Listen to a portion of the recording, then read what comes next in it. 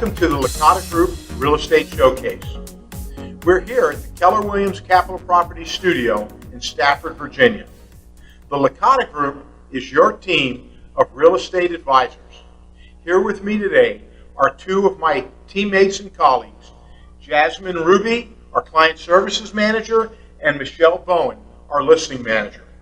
On this program, we'll be talking about anything and everything related to real estate to help you make an informed buying and selling decision.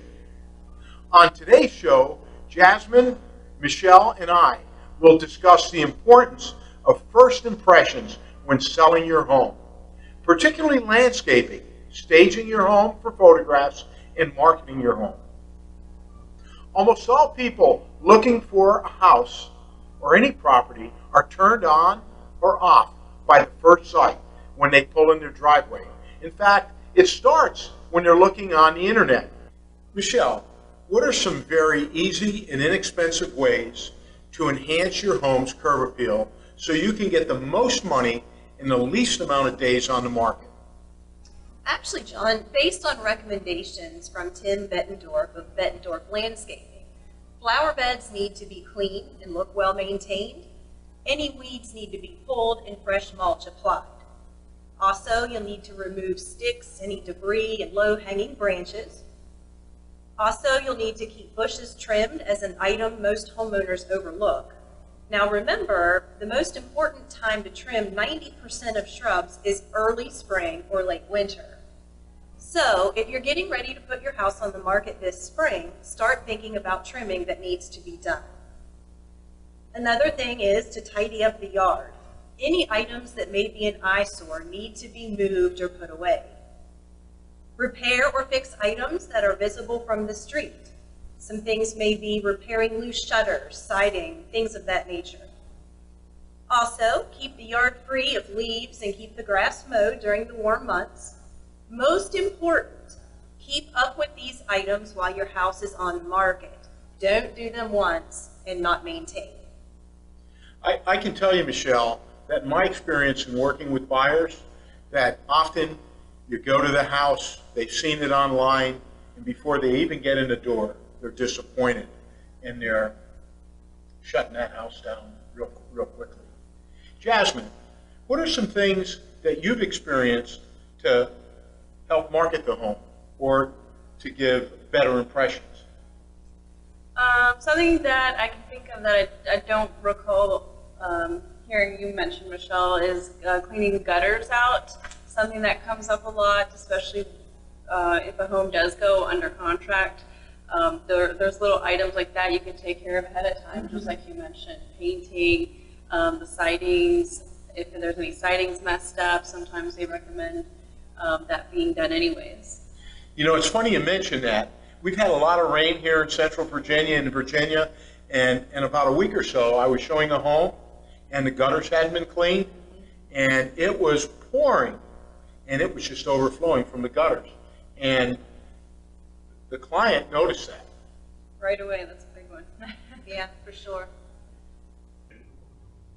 You know, another thing that I see when you're walking into a house, you'll have old things sitting outside, you know, trash sitting outside. You'll have cars blocking the driveway. It just, you know, it just affects that first impression. It really does. A buyer needs to be able to pull up to the house and envision themselves living there. So you want to eliminate things like bicycles laying in the yard, trash laying around, boots on the porch, all those kinds of things you really need to eliminate and make it as neutral as possible. I mean, the home is being lived in very often, but you're absolutely right. We have to give our clients an opportunity, or the client who's walking into the house, an opportunity of seeing the house as they will live in it. Right, exactly. What about neighbors? Is there anything as far as neighbors' homes that if you have a good relationship with them as a seller, you know, you can kind of ask them if they've got things laying out in the yard to help sell your home, give a good first impression on your neighbor's home? Actually, we have come across that before, and assuming that you do have a good relationship with your neighbor, I would suggest maybe going and talking to them and telling them that, you know, you're planning to put your house on the market, ask if they wouldn't mind to tidy up a little bit, if, you know, keep the kids' toys and bikes and things like that up out of the yard, just to kind of help give a good overall impression of the neighborhood. You know, in any house that I've purchased, or even would encourage someone to purchase, I encourage them to go and knock on the door if they're really interested in that house. It's not too far to be able to go, knock on the door, and get an impression of the neighbors. Talk to the neighbors and see if that's someone they want to live next to. All right, this has been interesting, guys. A lot of good conversation for our clients. We've been watching our show. We'll be right back.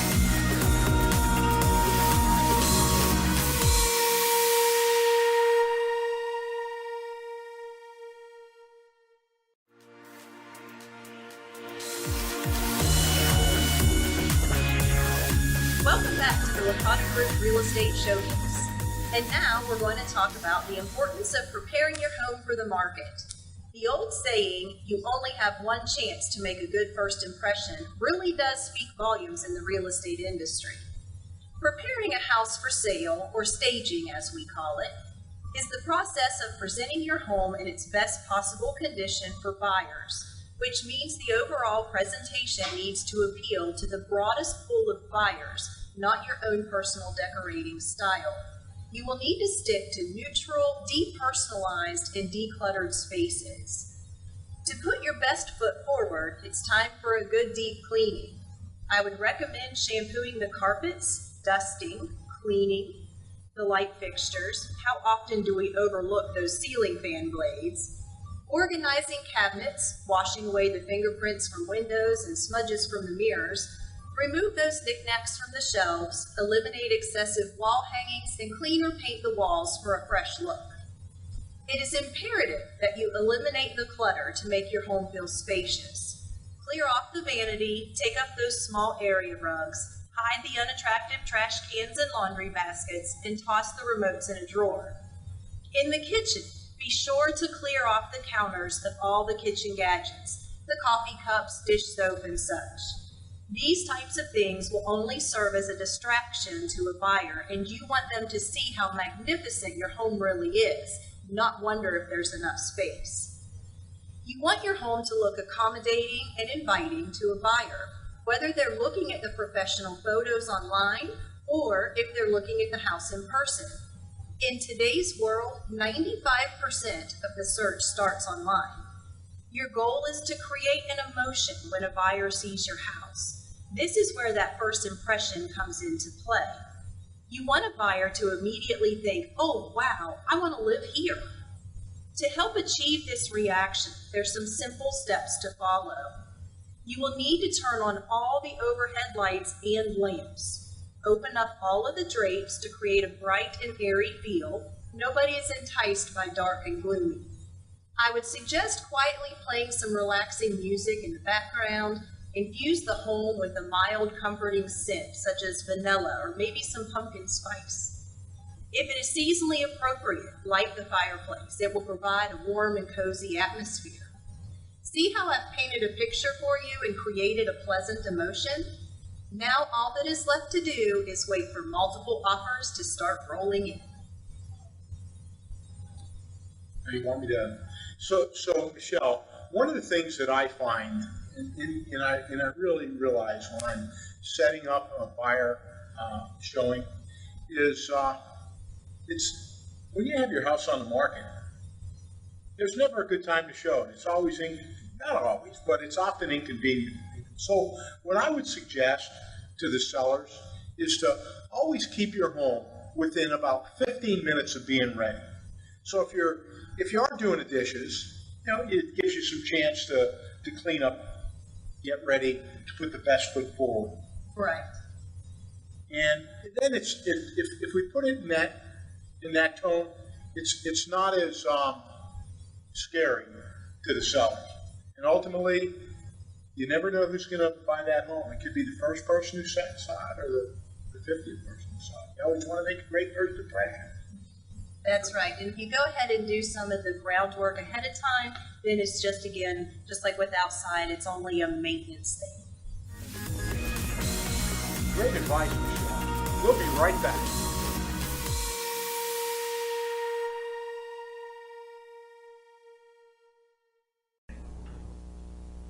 Welcome back to the Licata Group Real Estate Showcase. So your listing agreement has been signed, you've completed the lawn maintenance suggested by a professional landscape team, and we've received the gorgeous professional photos taken of your home by our highly skilled photographer that highlighted the home in the many different ways Michelle discussed previously. So now what? What happens next? Now your newly listed home and all the high resolution photos get distributed online for all to see.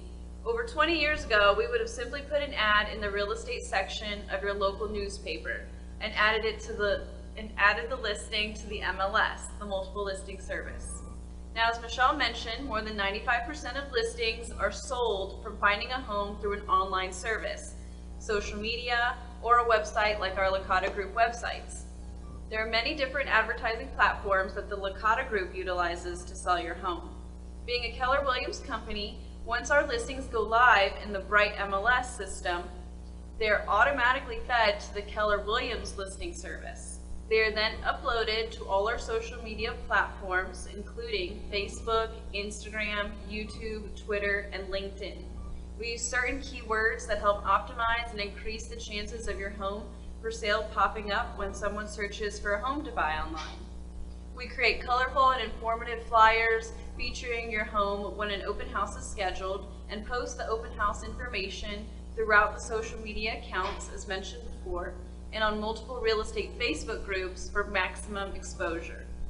As time continues to change and new trends and social media platforms evolve, it is our duty to you as a client to stay on top of these changes. The latest shift has turned to videos. Are you surprised? 'Cause we're not. We feature videos of your home on our website blog, our Facebook, and of course the video giant YouTube. We use the latest technology to consistently keep our social media followers engaged so our content is more likely to show up on their feed. That means your home. All the landscaping, staging recommendations listed by Tim and Michelle are so important for your video and photography session because we blast those photos and videos to so many sites, and if a picture is worth 1,000 words, then what is a video? We want a buyer who may not be local and able to see it in person as soon as it's listed to feel like they're right there walking through the home as they watch the video or browse through your photos. We want them to imagine living there and what room would be their sons or daughters or their grandchildren's. We want them to see what made you fall in love with the home and get them asking questions or calling and emailing us to see the home in person. There's a first impression at every step of selling your home. First impression when the potential buyers pull into the driveway, first impression when they first step foot into the home, and a first impression when they see it online. We strive to make your home's first impression aesthetically pleasing to all buyers and all viewers and encourage them to share the photos with friends and family so that we may gain the ultimate exposure of your home and reach an even larger buyer pool than we ever have before. Have you been thinking of selling your home? There are many ways to get more money for your home while spending less time on the market, and we would love for the opportunity to earn your business and help you succeed in the sale of your home. If possible, we have our home seller seminar Saturday, March 9th, 2019 from 11 a.m. to 1 p.m. That will cover far more than today's episode, and we highly encourage you to attend. Visit our Facebook page at the Licata Group for more information about the event, future Licata Group, and Lake of the Woods event. So Jazmine, what I have found is whatever we do today, technology-wise, 6 months from now, everything's changed again. Am I reading it right? It does seem to be going that way, and like I mentioned, before pictures were the go-to thing, and now it's videos and showing videos of your homes while you're there, when you're visiting. Sellers showing off their homes live videos on Instagram and Facebook, and even YouTube. You can do live videos now too. So, How much time are you spending exploring these technologies or enhancing the listings, or either of you?